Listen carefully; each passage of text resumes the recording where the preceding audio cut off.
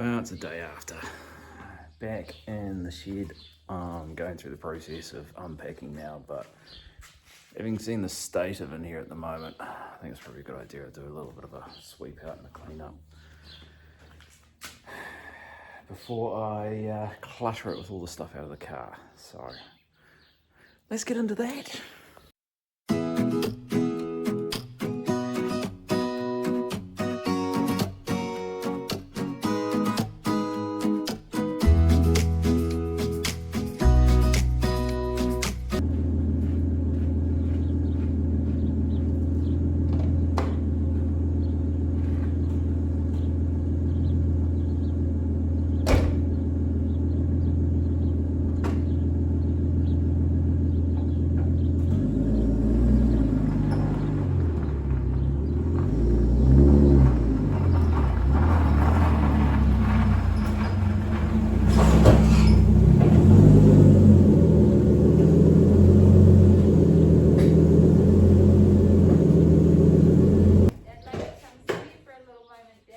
Absolutely.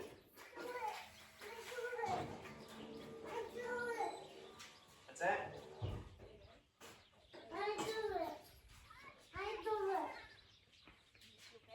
Do you want to climb in? You be careful.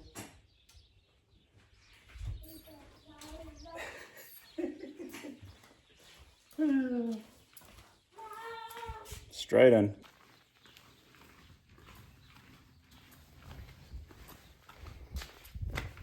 What are you doing? Oh, yeah.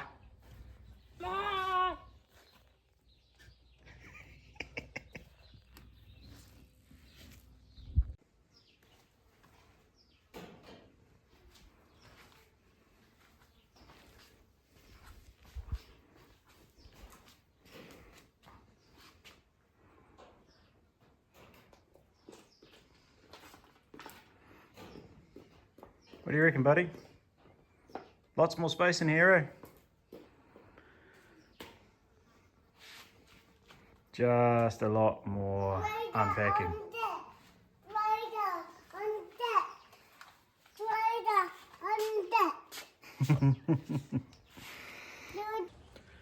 Feels good to have everything swept out and a little bit of a rearrange.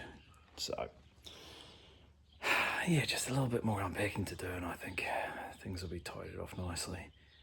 The brain's already going as to what the next thing is that we're going to do with this. Obviously, I want to get back to the track, but then there's all those sort of corners that we had to cut on the way through. So, yeah, some of these things I think we'll just jump into and just knock off over the next wee while, and especially while the momentum's going and the fire's burning.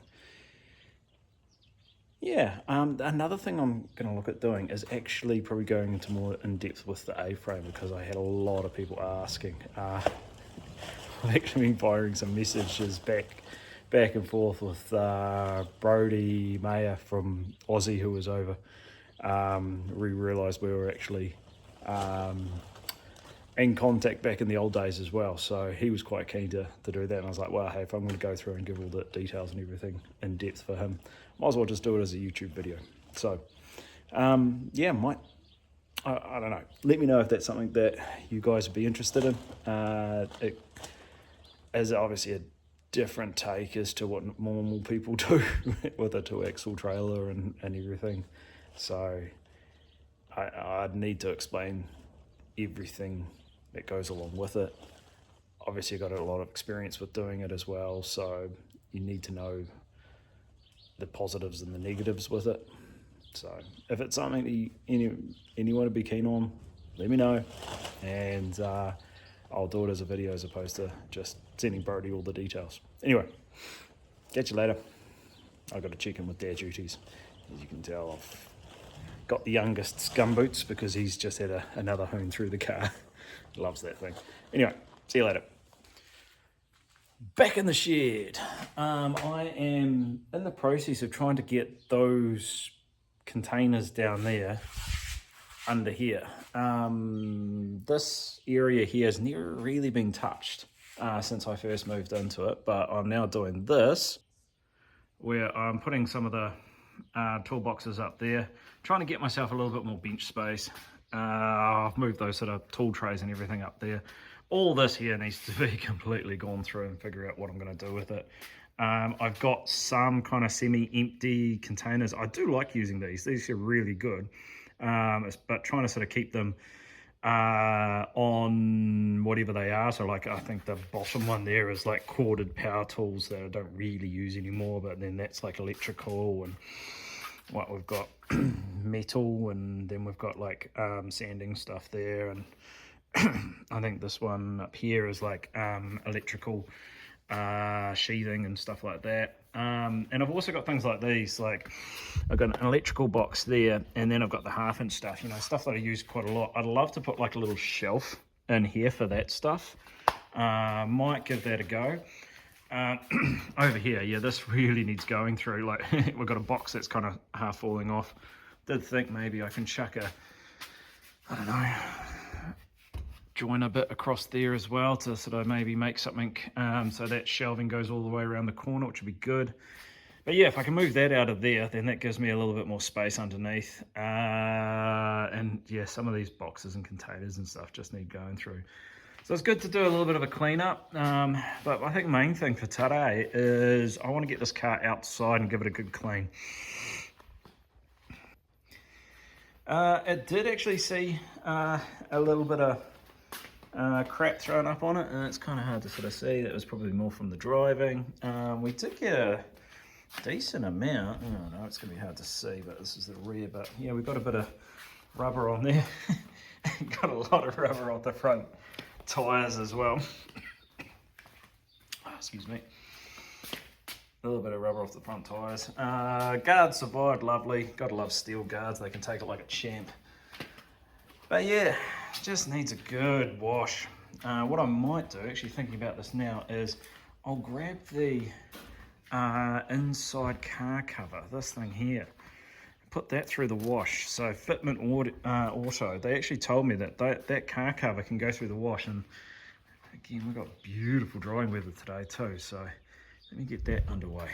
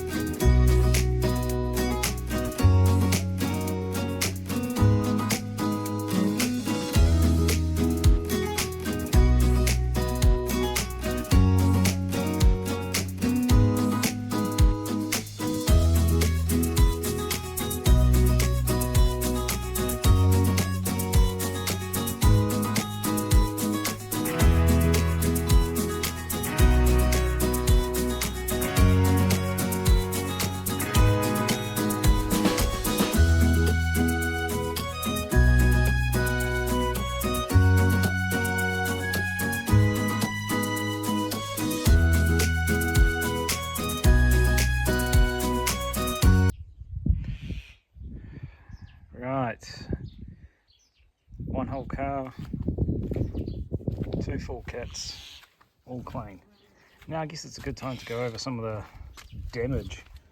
Now, I guess the funny thing was there really wasn't that much. Now when the BN popped off, we've gotten a few scuffs here. I'd even call that damage, to be honest. The amount of clear that's on this car as well, we should be able to buff those out easy enough. Quick 1200 wet sandpaper and we should be good. Front bumper probably took the most. That same spot again.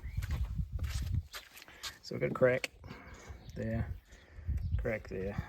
and it has split there. Again, that should be easy enough to tuck back in place. decent chip there. Bit of a crack coming through there, but on the whole, totally fine. I'm not even going to bother trying to fix any of that stuff up. Rear kit, a couple of chips there. I think that's probably the biggest damage it got, the old twin pipes just nestled next to it. Do think that there might actually be, yeah, got a decent chunk out of that corner. Again, all this is so minor. Side skirts, yeah, we've got a bit of a strange looking pattern there. Not sure what that's from. I think they might have even been there beforehand. Now I'm pretty sure there is actually one of these skirts. It might be this one here. Starting to, yeah, we managed to rub through a chunk there.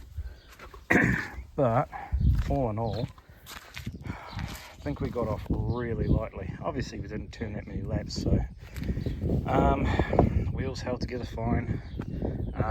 Guards, yeah, I was pretty worried about these things, but hey, they did so well. So yeah, she's all now nicely cleaned. Got the car cover on the line out the back there, and yeah, I suppose I should go grab a squeegee chamois type thing just to get some of the water off. This actually was ceramic coated by Dr. Cuts. It was actually he used it as the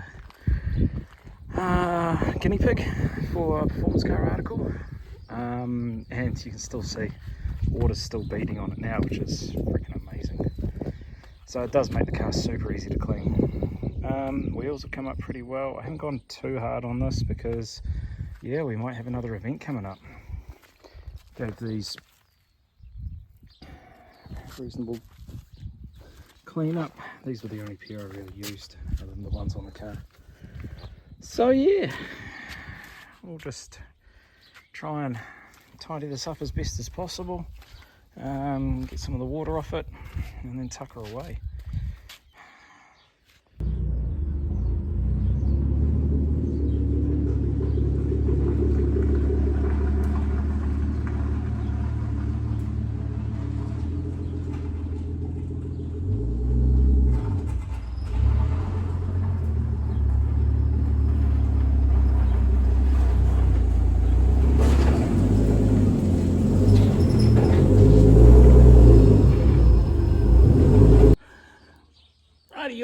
So we've just given the thing a big old clean up. Definitely deserved that bath, and got me thinking about next stages with this. Like there is a bunch of sort of little things. I'm just going to go through them now, and if anyone else has some suggestions, please by all means post them up. So one of the things that I've noticed is I want to get these switches sorted. They're just cheap ones. I think I've probably got to find a better solution for this. I do like having the overrides, but I need to get that thermo switch working again and do it properly this time. Now, passenger seat. Now, as was pointed out by someone as well, that seat rail it's a fixed seat rail. It was made a long time ago. It's very rusty. I would actually like to get it on a slider, and funnily enough, I actually have some sliders that I got from Japan, and they are sort of separate ones too, so I might actually be able to make that work for the passenger seat. So that was something else. Now there was something else. Oh yes, now I have what is it, R33 GTS 25T front calipers. I've never touched them. I might have replaced the pads at one point in time, but having got the wheels all done nicely, they're starting to sort of stand out to me now. We do only have the single rears as well, so I'm kind of keen to go and do a little bit of a paint. Now they're going to be black. I'm not a fan of sort of all the different colors and that you can do with calipers. I think that'll look really good, especially if I can go through and polish up the Nissan and get that looking nice too. So there's that. Yeah, so wiring, brakes, seat, well, passenger seat I should say. I think there was something else, cannot remember. Hold on a second while I think. Yes, old mate Toby, who's over in Japan now, he suggested with the with those things actually having the strobes in them, is to hook up the lights as well. Now I actually have some LEDs for the high beam, so I reckon that'll look really cool. So, you know, what is it, a high beam and a bumper indicator going at the same. So that's another little wiring job to have a bit of a play with on that one. I'll be honest, this thing deserves a little bit of a birthday as well. It's seen a lot of work and it really does need a bit of a refresh. So sanding this back and giving it a good coat of paint. So what we might look at doing is doing that in the same black as what we do the brake calipers in. Also, I think it might be time to retire the old intercooler. This has been on the car since I have owned it. It did get me thinking that I should have really suggested it to Mr. Jenkins that maybe we should have thrown a Phoenix in it. It's not a big one. I think it's a 450 or maybe a 500 or something. 2.5 inch inlets, barely 2 inch thick. Doesn't seem to have any issues, but yeah, it's looking pretty old. Another thing I thought of is I've been using this, seeing as though the grommet for the factory bonnet stay decided to give up on life. So I don't know, maybe some gas struts, chuck those in the corners too. Something else that I was sort of thinking about on the weekend too was the sound of this car. Now, it sounds, for what is essentially a stock exhaust manifold, and I don't think there's probably too many cars out there that still actually run these. It's tidied up with actually the factory heat shield. But it got me thinking on the sound, like maybe it's time that we sort of just change things up a bit now. Yes, it does run a cut and shut. We were looking at the plugs. That number 6 is a little bit leaner, but nothing too bad. I mean, you'd expect with the flow and everything that number 1 would be the one that wouldn't get a lot of priority flow. But anyway, that side seems to be doing the trick. I mean, it's got enough injector with those side feeds and everything in it. The turbo's fine. Touch wood. I mean, it's been in there for a while now. But yeah, I think the sound is probably the thing that I'm wondering the most. Now, I say that, and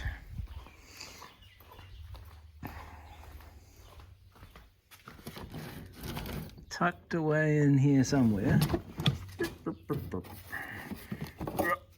One moment.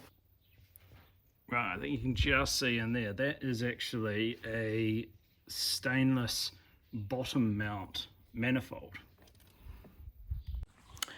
However, it is a Chinese one, and what I love about the cast is that I never have to worry about it cracking. Like, it's still on an internal gate, still running factory studs. I've never actually taken it off the car, so it's probably still on the factory gasket and everything too. If I was going to change if I'm just wanting a sound change, I would want to stay bottom mount, but I don't want to use something that is slightly questionable. I actually had that stored for another project. That would be a lot more, probably engine lifetimes might be a little bit shorter. So the fact that, you know, the manifold would probably outlive the engine kind of thing. Whereas this is just so damn reliable. It was just a thought anyway. Like, if I'm going to go ahead and do something to this, and to just take it to that next level of, I don't know, experience. There's no point really pushing more power. I can't really fit anything bigger than a 215. I could throw the 235s on it if I wanted to, but I'm not really going to gain much out of it. I've kind of got something else that I want to do that would kind of replace this being a bit more. So this could stay more street orientated and something else a little bit more track orientated. But yeah, I mean, my thoughts were maybe look at getting a custom factory position exhaust done. Yeah, that was a thought I had, that would be kind of cool. That would give it a bit more of a centerpiece. I give it more of a feature on that side of the engine along with the turbo. We could have a bit of a play with some of the positioning and the packaging on that side as well. Yeah, that was kind of something I had in my head, that we could maybe look at that. I actually saw old Jono, when Jono sort of said he did that custom manifold, I was like, oh, that got me thinking. This isn't really kind of the car for a top mount. Maybe one day it will be. Let's say engine goes and I'm looking down the barrel of a rebuild. Hey, that could be forged pistons, forged rods, top mount, bigger turbo, and maybe, this could inherit something else. But again, factory guards, I'm kind of limited to those kind of tyres, so it'd essentially just be a rolling burnout machine at that point in time. Anyway, thanks for coming along for the journey. It's been, this journey to the Summer Bash has been, it's been a bit of work. It's been fun documenting it. I kind of feel that the journey isn't finished yet as well. I mean, the journey to Summer Bash is done, but I want to get back out on track a lot more. So looking like there's something at the end of this month. I'll see if we can make it. I do have to sort of juggle responsibilities with work and family and the farm. But yeah, I'm quite enjoying coming back to the track, but sort of bringing that original way that I used to go back to the track along with me as well. It's a bit different to what other people do. I am kind of that kind of person that likes to do things, think about something and question whether, hey, do you have to do it that way? I'm keen to sort of keep the journey going, so to speak. I love running the low ride height, big kits. I think there's probably a bit more of a movement towards that now these days as well. There was a big shift away to that raised ride height and things, and I've got a lot of friends in that scene too. It's just not for me. I see the appeal to it, but it's not part of my sort of wheelhouse. This is what I love. I love that kind of golden era Japanese style, and I'm gonna keep going with it and just tweaking this thing more and more. Really enjoyed. I've been really appreciative of all the feedback that I've had from people saying, hey, this looks cool. I think you can really get saturated with the same kind of style over and over again. Yes, I know, popularity means certain products and everything are a lot more available. But hey, don't be scared to do something different. I'm not doing anything different. I'm actually probably more stuck in the past more than most people. I used to really worry about that for a long time. I'm like, maybe I need to, look at changing. But I've done that in the past and it didn't feel right. So I'm just sticking to my knitting more than anything else. So yeah, hopefully if I can sort of get my ducks in a row, get to the track again. Got a couple of ideas of clips. I think it'd be really good to do a bit of a history on this car. It's got a lot of history beyond me as well. I mean, I've owned it I think for 17 years now, but it had a past before then, and I've dug that out of the archives. So I think that might be quite cool to actually go through that. Go through some of the specific things that I've done to the car that people may find useful as well in their own builds and their own inspiration. Another thing that I thought might be quite useful is the shed. So I live in New Zealand, and we recently, a couple of years ago, had a rule change where we are allowed to build these sheds without getting consent from the local councils. So this is what I've done, and I thought, hey, it'd be a good way to let sort of people know, how do you go about building one of these? I was lucky enough to have a mate who had a building company, and the said mate is actually now in Parliament. And yeah,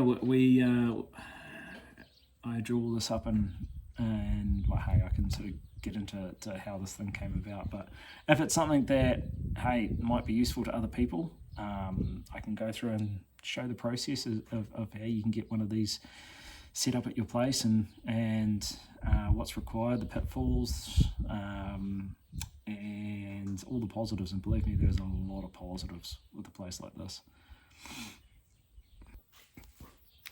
Anyway, that'll do it for today. I mean, I've got my sorting that I'm still doing. That's pretty boring, so I don't really want to drag you guys through that. So hopefully next time we check in, all this mess will be properly sorted a bit better. Jumping into those next projects, I will catch up soon. See you later.